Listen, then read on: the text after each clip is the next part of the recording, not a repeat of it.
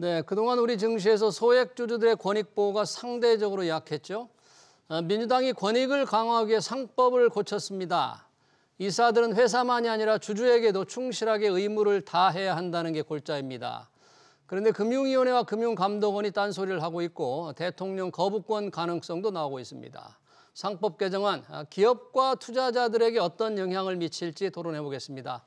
김용진 서강대 경학부 교수, 권재열 경희대 법학전문대학원 교수 나오셨습니다. 어서 오십시오. 네, 안녕하십니까. 자, 이 상법 개정안 기업에 관한 얘기지만 우리 투자자들에게도 밀접하게 관련된 법안입니다. 민주당 주도로 통과됐는데요. 경제 6단체장들이 지금 한덕수 국무총리 대통령 권한대행의 거부권 행사를 건의했습니다. 어제 만나서. 내용은 이사의 충실 의무를 주주로 확대한다는 게 조금 어려운 말입니다만 이게 도대체 왜 문제가 되는지 우선 권재열 교수님께 좀 물어보고 싶은데요. 이게 도대체 왜 재계가 이렇게 반대를 하는 겁니까? 지금 현행 상법에 따르면 이사는 회사에 대해서만 충실 의무를 부담하게 되어 있습니다.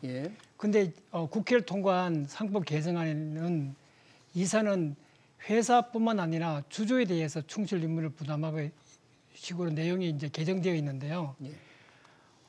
이 주주의 수도 많을 뿐만 아니라 주주 생각이 다 다르기 때문에 어느 쪽을 바라보고 이사가 의사결정을 해야 될지가 좀 막막한 부분이기 때문에 그런 점에서 앞으로 이사 의사결정이 지연되면 회사의 성장에 부정적인 영향을 미칠까 그 점을 우려하는 것으로 생각을 하고 있습니다. 네, 주주, 이사들이 충실 의무 상법에 들어있는 게 회사였는데 주주한테도 충실하게 하라. 그런데 주주가 다양하고 종류가 여러 가지다. 최대주도 있고 지배주도 있고 소액주도 있고 주식을 뭐 단기에 가지고 있는 분, 장기에 가지고 있는 분 워낙 많은데 어떻게 다 충실하게 할 수 있느냐.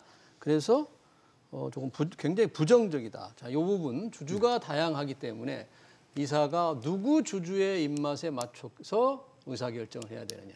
너무 골치 아프다. 사실 골치 아플 일이 없습니다. 골치 아플 없어요. 그렇죠. 왜냐하면 이 법이 가지고 있는 가장 중요한 정신은 특정 주주, 즉 대주주의 이익만을 위해서 의사결정하지 말아라라는 겁니다. 대주주의 이익만을 하지 마라. 그러니까 거기 보면 공평이라고 하는 표현이 들어가 있단 말이죠. 이번 개정안에. 주주를 공평하게 이익을 보호해야 한다라고 돼 있단 말이죠. 그러니까 그거를 과거에는 이제 대주주나 지배주주의 이익만을 위해서 이사들이 봉사를 했다면 그러지 말고 소수주주도 보고 그들의 이익이 하지 않도록 공정한 의사결정을 해라라고 요구를 하고 있는 거거든요. 그런 취지다 이거죠. 그렇습니다. 그 실제로는 이제 우리 이 나라 같은 경우는 이제 예를 들면 미국이나 영국 같은 경우는 지주회사가 있고 대부분 100% 자회사예요. 지주회사가 100% 자회사를 가지고 있는데 우리는 총수 일가가 조그만 지분을 가지고 있고 주요 회사가 대부분 지분을 갖고 있으면서 피라미드 형태로 돼 있어요. 그러다 보니까 소유권은 그렇게 크지 않은데 지배권은 100%인 경우가 대부분이거든요. 그렇기 때문에 이게 대부분 지배주주의 이익을 위해서 거의 모든 의사결정이 이루어져 왔다. 그런 관행들을 좀 버려라 이렇게 했는데 지금 이제 경제 6단체나 이런 데는 대부분 이제 재벌 중심이나 기업 집단 중심으로 운영이 되고 있어서 과거의 한국 사회가 이렇게 형성이 되어 왔는데 그 형성된 그 관습 또는 프랙티스를 어떻게 한순간에 무너뜨리라고 하느냐. 그건 말이 안 된다라고 요구를 하고 있는 거라고 봐야죠. 지금 이제 그동안의 이사들이 지배주주의 이익에 주로 봉사해서 의사결정을 했다. 그런데 여러 주주들의 의견을 좀 전체적으로 신경을 써가면서 하는 게 그게 뭐 어렵겠느냐. 그런 겁니다, 지금. 김용진 교수님 주장. 그리고 저희 경제 6단체의 경우는 기업 집단, 대규모 기업 집단들을 대표하는 분들이기 때문에 조금 반대가 약간 편향되어 있지 않겠나 이런 이제 의견을 좀 주신 셈인데 주주가 이렇게 많다고 하면 그 주주를 일일이 챙겨야 되는 게 정말 경영 의사결정에 큰 장애물이 될까요? 일일이 다 어느 주주를 봐야 되느냐 어떤 그런 일들이 많이 있을까요? 제가 생각했을 때는 여러 가지 경우에 주주의 이익이 다르기 때문에 이익이 다르다. 주주가 생각하는 바가 다르고 지향하는 바가 다르기 때문에 이사로서는 아무래도 고심을 많이 하게 될 거라고 생각을 합니다. 뭐 예를 들어서 예. 어떤 좋은 투자 기회가 있을 때, 이 투자를 했을 때 상당한 기간이 지나야지만 수익을 거둘 수 있는 여지가 있다. 그렇죠. 그러면 장기적인 투자를 원하는 주주가 있을 수도 있고, 네. 이에 반해서 난 그 상관없다. 나는 그냥 당장 내 주가가 오르거나 아니면 배당을 많이 받는 것이 좋다. 네. 이렇게 한 주주가 있다라고 했을 때 과연 주주 의견이 다를 수는 있죠. 예, 네. 과연 만약에 있던 이 두 쪽의 주주의 수가 팽팽하다라고 하게 되면 이사로서는 굉장히 의사결정에 난관에 봉착할 것이라고 생각을 하게 됩니다. 바로 그 부분. 대형 프로젝트를 예를 들어서 거대 몇 조짜리 투자를 할 계획이다, 이 사회가. 근데 말씀하신 대로 장기 이익, 장기적으로는 이게 회사에 좋을 것 같아요. 단기적으로는 굉장히 주가 하락을 가져올 수도 있는. 그러나 장기적으로 어떤 결과를 낼지는 모르니까 그걸 지지하는 주주들이 있고, 그러나 당장의 주가 하락을 걱정하고 이런 주주들이 비슷비슷하다. 그럼 이사는 어떻게 결정을 내려야 될까? 상당히 이게 지금 본말이 전도된 논의입니다. 그게. 아, 왜요? 왜냐하면요. 이번에 이제 제가 나중에 또 말씀드리겠지만 우리나라 회사들의 의사결정이 어떻게 이루어지냐면 이사회가 의사결정하는 게 아니고 지배주주가 자 우리 이번에 유상증자 합니다 했어요. 네, 3조 6천억 유상증자 합니다. 하나여로 예를 들자면 네, 예를 들어서 3조 6천억 유상증자를 해요. 역사상 없는 규모입니다. 그런데요, 이게 주주들한테 단 한 번이라도 커뮤니케이션 됐습니까? 주주들과? 그렇죠. 미국에서 예컨대 주주를 어떻게 보호하느냐, 어떤 커뮤니케이션 하느냐, 미국 유상증자가 매우 어렵단 말이죠. 사실 사업 투자를 할 때 마지막 순으로 유상증자를 선택을 해요. 왜냐하면 주가에 영향을 주니까. 그렇죠. 그래서 그 사전에 굉장히 치밀하게 계획을 해서 주주들하고 커뮤니케이션을 합니다. 우리가 이런 방향으로 갑니다. 이사회에서 장기 전략을 만들고 그 전략을 주주들하고 커뮤니케이션하고 그래서 주주들의 동의를 얻어서 가는 것이지 느닷없이 내가 의사결정해놓고 안 따라오니까 반대하는 주주들은 그럼 어떡하게 이런 논의를 하고 있는 게 정말 웃기는 얘기가 되는 겁니다. 사실. 잠깐 그 부분까지 들어보고 지금 미국의 사례, 외국의 사례를 들어서 이런 대규모 유상증자, 이제 우리 경우 하나 에어로스페이스가 3조 6천억 증자라는 논란이 있습니다만 주주들과 긴밀한 이제 소통 이후에 결정을 한다. 그렇습니까? 지금 김 교수님께서 말씀을 하신 것처럼 우리나라의 기업들이 주주들하고 소통, 주주들에게 뭐 우리가 이런 어떤 전략을 가지고 이런 일을 하고 싶으니까 좀 양해를 구한다라든가 이런 노력은 좀 미흡하다라고 생각은 하긴 합니다. 주주와 소통이 우리는 미흡한 건 맞지만 다만 주주하고의 어떤 커뮤니케이션이 미흡하다라고 해서 상법을 바꾸는 것이 맞는 것인지 그건 또 별다른 문제라고 저는 생각을 하고 있거든요. 그러니까 커뮤니케이션이 쉽지 않거나 좀 이렇게 보완할 부분이 있다라고 하면 그쪽으로 이렇게 좀 더 노력을 기울이는 것이 제가 봤을 때는 즉각적인 대처 방안이 아닐까 저는 그렇게 생각을 하고 이 있습니다. 주주 소통 문제에 대해서 제가 한번 우리 김용진 교수님께 여쭤본다면 유상증자 결정을 해서 사전에 결정하기 전에 주주들과 얘기를 많이 하면 이게 정보 누출이나 뭐 해서 주가에 영향을 주기 때문에 일단 결정을 한 다음에 이사회에서 신속하게 결정한 다음에 주주들을 설득하는 작업이 있는 거 아니에요? 아니요. 그게 아니고 우리 장기 전략이죠. 로드맵이 있어야 됩니다. 우리 회사가 앞으로 장기간 이렇게 아까 이제 말씀하신 대규모 투자가 어려울 거라고 얘기를 했잖아요. 그게 주주들의 의견을 무시를 하는 게 아니고 일단 의사결정 회사가 장기 전략을 만들었습니다. 이사회에서 장기 전략을 세웠어요. 그럼 그다음 뭘 해야 되느냐? 자, 우리 주주 여러분, 우리는 앞으로서는 이렇게 운영이 될 거고 이런 방향으로 나갈 겁니다. 새로운 사업은 이렇게 할 거고요. 이 과정에 돈이 얼마 정도 들어가고 어디에는 얼마를 투자를 할 거고 이 플랜들을 갖고 주주들하고 커뮤니케이션을 해야 된다는 얘기예요. 네, 그렇군요. 그래야 주주들 반발이 없고 이 회사는 우리한테 신뢰를 주도록 운영이 되는구나라고 믿음을 가지게 되겠죠. 알겠습니다. 또 하나, 이 재계에 반대하는 이유 중에 하나가 이 상법 개정이 시행되면 외국계 투기 자본의 공격 가능성이 많다. 헤지펀드 같은 걸 예를 드는 것 같아요. 정말 그럴까요? 이렇게 되면 외국계 투기 자본들이 우리 기업들을 조금 자꾸 더 흔들어서 경영의 불확실성을 가중시킬까요? 아니면 우리도 헤지펀드에, 우리 기관 투자가도 헤지펀드에 다 돈을 대는데 이게 무슨 국수주의자들의 엉뚱한 소리냐? 뭐 이렇게 주장할 수도 있고 어느 쪽으로 보십니까?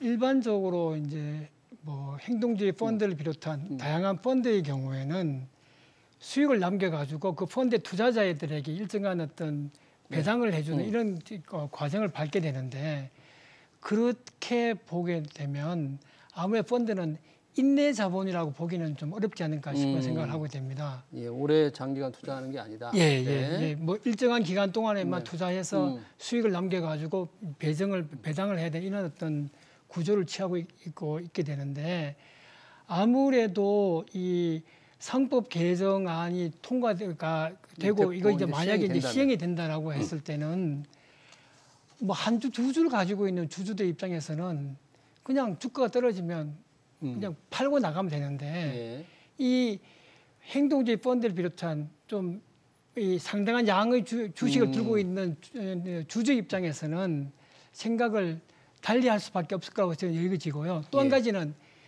일반 개인 투자자들보다는 전문성이 훨씬 더 강하죠. 그렇죠. 법무팀도 두고 있고 변호사 두고 있고 그렇게 보면 아무래도 이 외국계의 자본 쪽에서의 어떤 간섭은 예전보다는 많아지지 않을까라고 생각을 하는데요. 제가 드렸던 말씀은 이 상법 개정안이 통과되고 난 다음에 여러 이제 로펌에서 이 법안에 대한 어떤 보고서를 이렇게 로펌이 발표를 했어요? 작성해서 공개를 했습니다. 여러 로펌에서도 소송이 늘어날 거라고 하는 데에서는 거의 뭐 소송이 늘어날 거다. 차이가 없었습니다.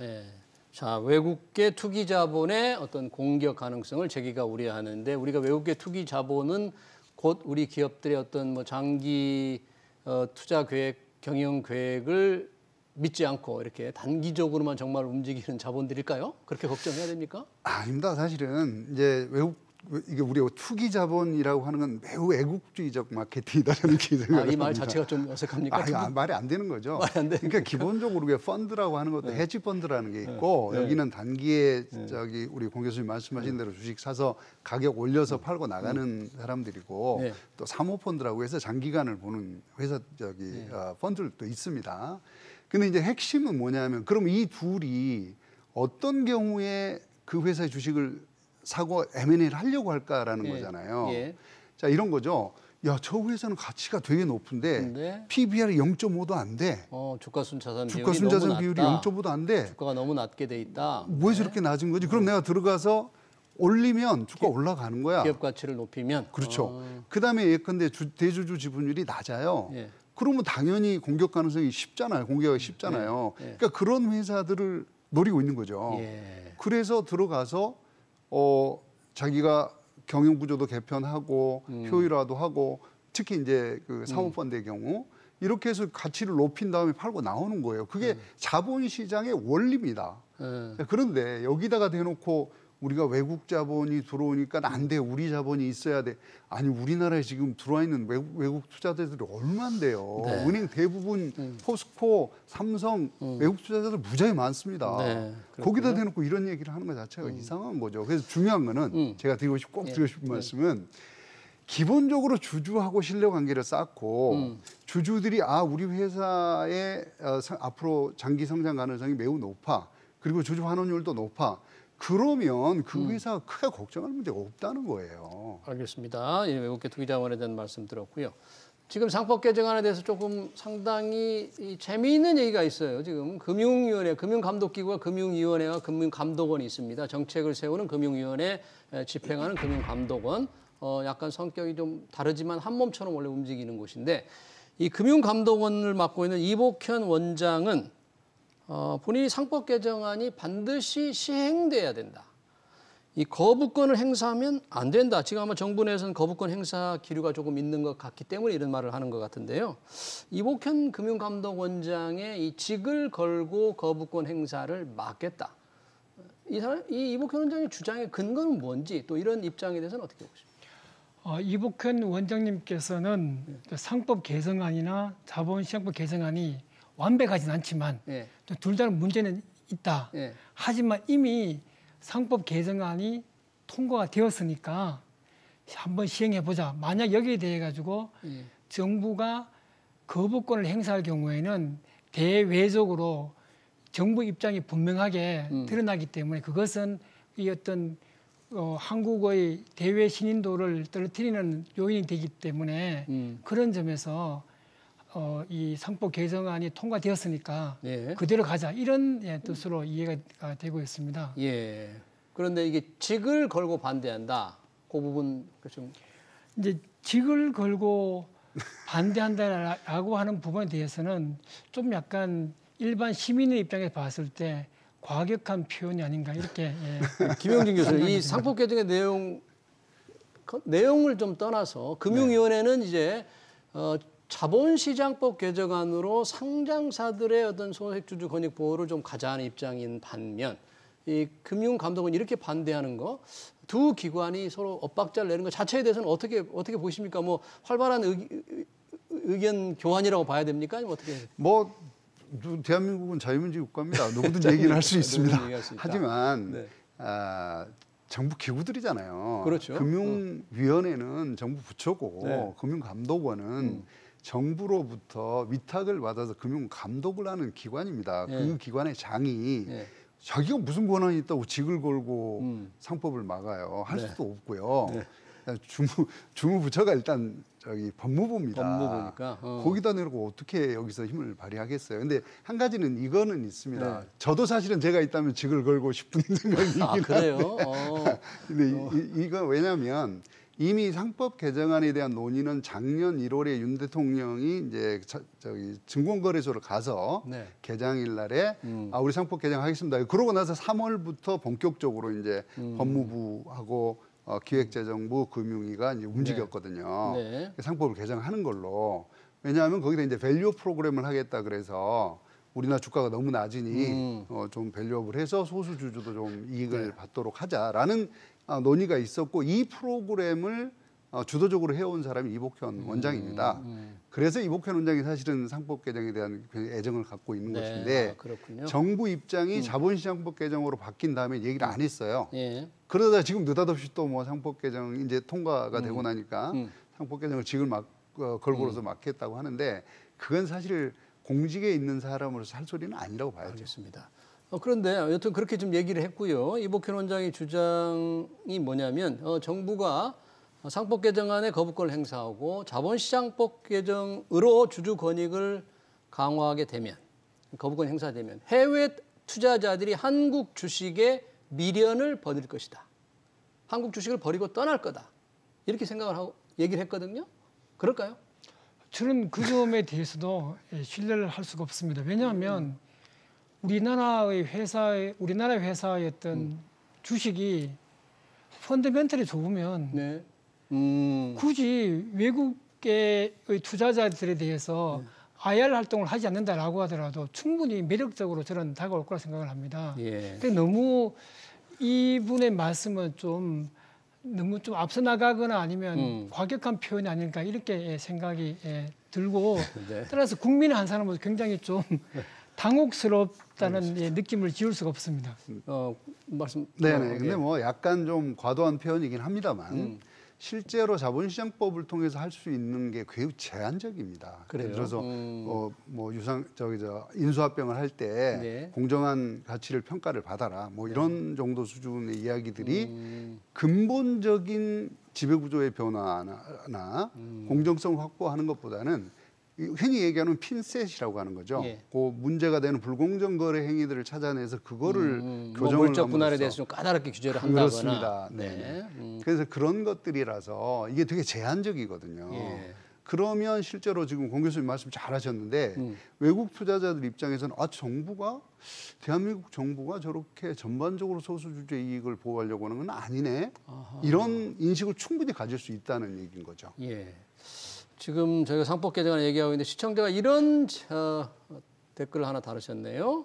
오너들, 그러니까 오너라는 건 이제 기업의 지배주주를 얘기하는 거죠. 지배주주의 과다 급여, 그리고 2세 경영자를 위해 사업 기회를 탈취, 그러니까 2세 경영자들이 좋은 사업 기회를 준다, 주주보다는. 이런 행태가 좀 많은데, 자, 이런 부분들은 조금 문제 아니냐, 뭐 이런 지적인 것 같아요. 그런 부분은 어떻게 보십니까? 지금 말씀하신 것처럼 제가 상법 개정안에 대해서 반대를 한다라고 하더라도 예. 이것 반대가 바로 우리 어떤 기업의 행태가 무조건 다 좋다. 이걸로 그건 아니다. 그건 아예 아니라고 생각합니다. 예. 말씀을 뭐 여러 군데서도 한 적이 있긴 하지만 예. 뭐 과다 급여라든가 뭐 다양한 문제가 있다라고 하면 거기에 대해서 사후적으로라도 예. 책임 추궁을 하거나 아니면 법을 개정해서라도 바꿀 필요가 있다라고 생각을 하게 됩니다. 네.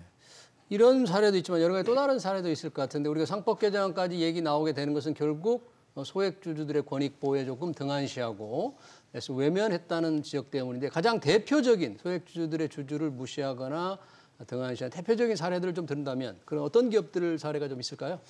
뭐 워낙 인구에 많이 회자가 돼서 2015년 삼성물산하고 제일모직의 합병이 있었지 않습니까? 네.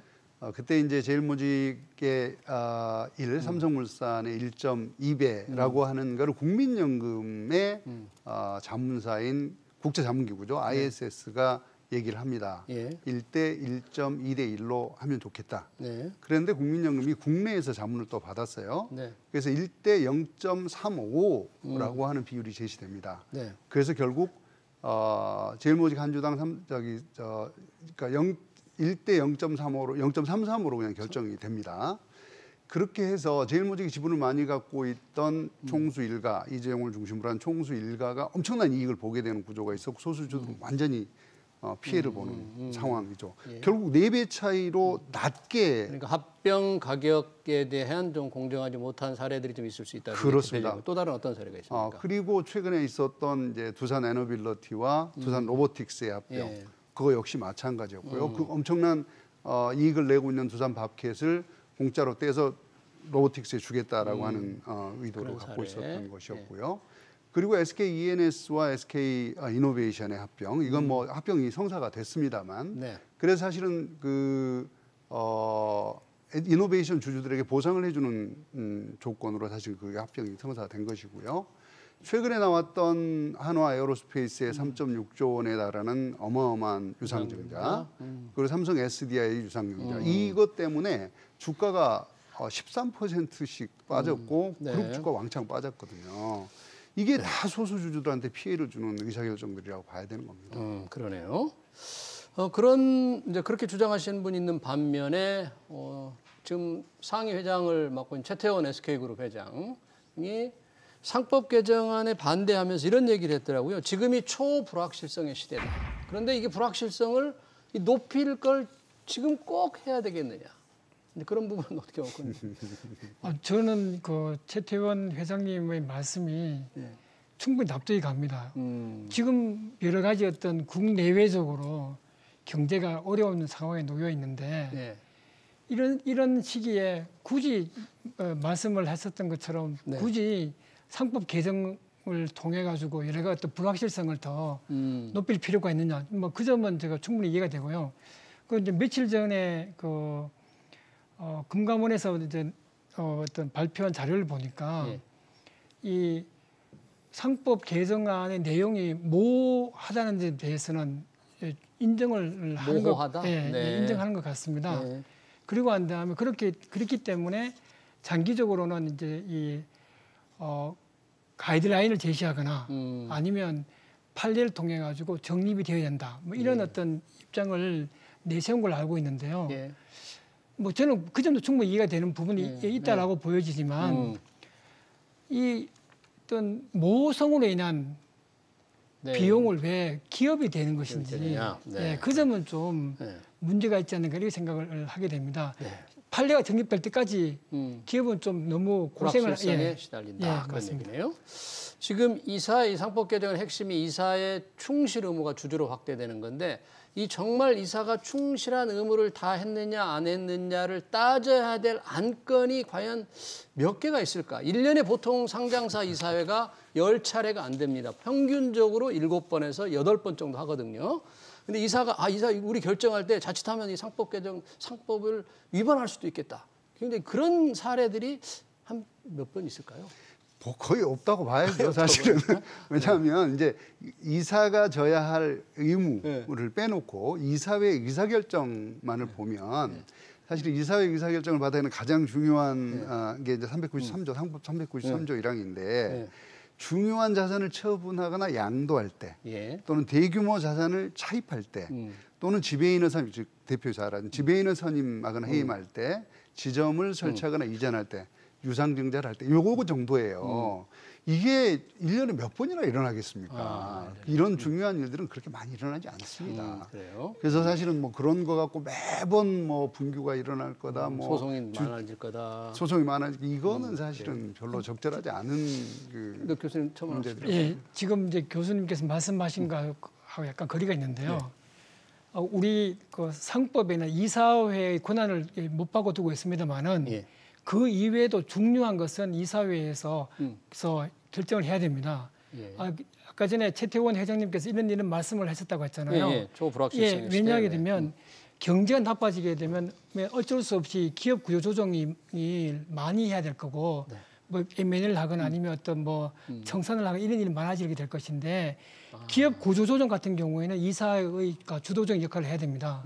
그다음에 뭐 대표 그 이외 예를 들게 되면 신주 발행, 유상증자 같은 경우, 채권 발행, 그다음에 잘 아시는 것처럼 자사주 취득이나 처분, 신규 투자 이런 것들은 전부 다 이사회의 결의 사항입니다.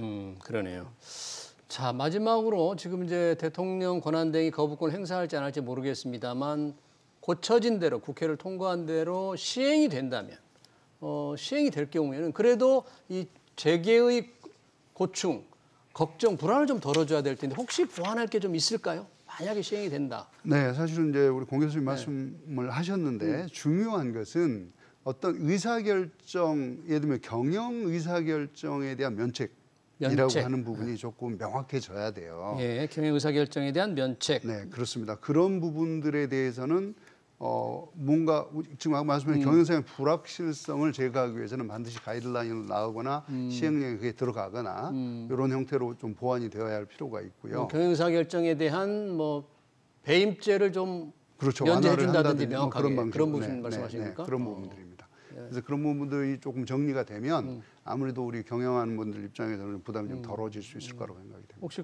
권재열 교수님 혹시 보완할 게 필요하다면 만약에 시행이 된다.